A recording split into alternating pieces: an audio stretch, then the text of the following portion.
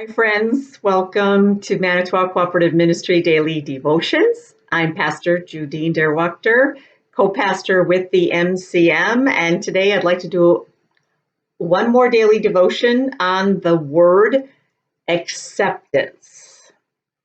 I brought with me yet again another reading from one of my favorite things, and that is Mark Nepo's book, the Book of Awakening, and I'm going to give you two phrases out of there. And I think that as we've journeyed this week and talked about my favorite things, I want you to be thinking about what your favorite things are also ongoing. Those are the things that you want to continue to bring into your life and enjoy in the moment whenever you can, because we're here for the experience of happiness and joy, which my definition is, the human flesh factor is what you can find different aspects of happiness. And for me, joy is found in a relationship with the divine, when I can find myself aligned with the divine. That brings me great joy. And then there's those times, again, why we're talking about this word acceptance, where we go through life and things happen. And Eckhart Tolle said yesterday that to accept things as if you chose them, things happen, and to find a place of acceptance.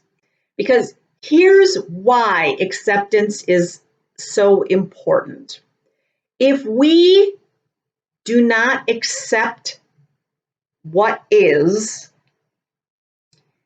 we will live or function in a way to defend it.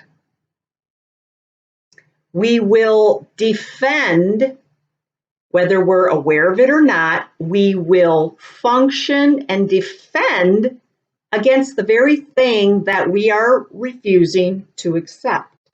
And the problem with that is, everything's a paradox with God.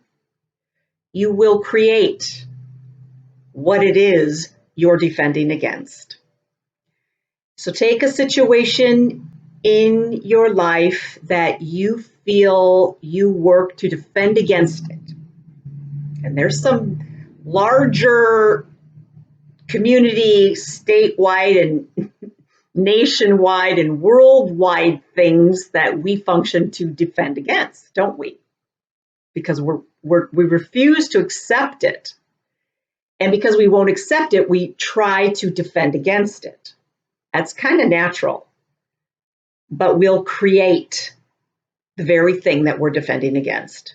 And the reason for that is everything is energy. Einstein proved this.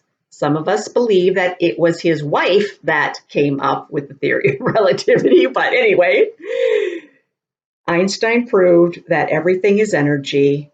And where you focus your energy, that's what grows. Where your energy flows, that is what grows. What we want to do instead is accept something that we are resisting to accept it, allow for that deep breath, like, okay, this happened. And once something is accepted, I believe then the divine can take over or maneuver with you in unfolding a divine solution. That's kind of how I look at it. But I want to show you in one of my favorite things with Mark Nepo. He talks about this in a little way and says this saying: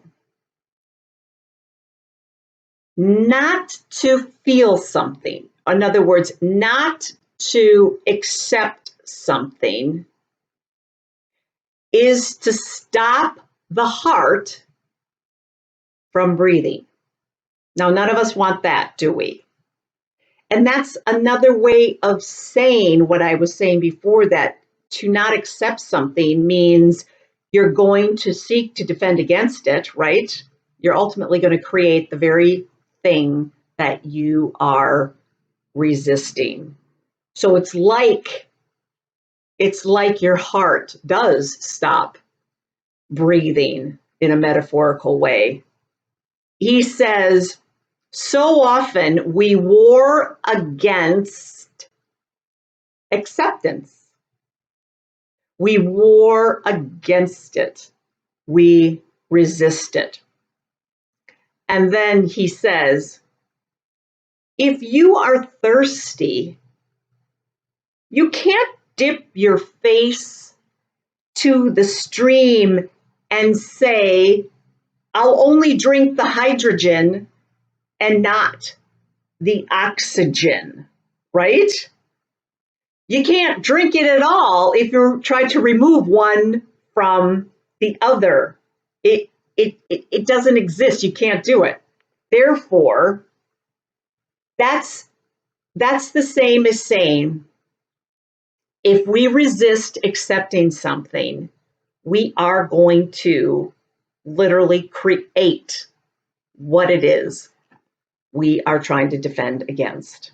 So it behooves us to breathe, accept, and I go so far as to say, dear God, I can't accept this.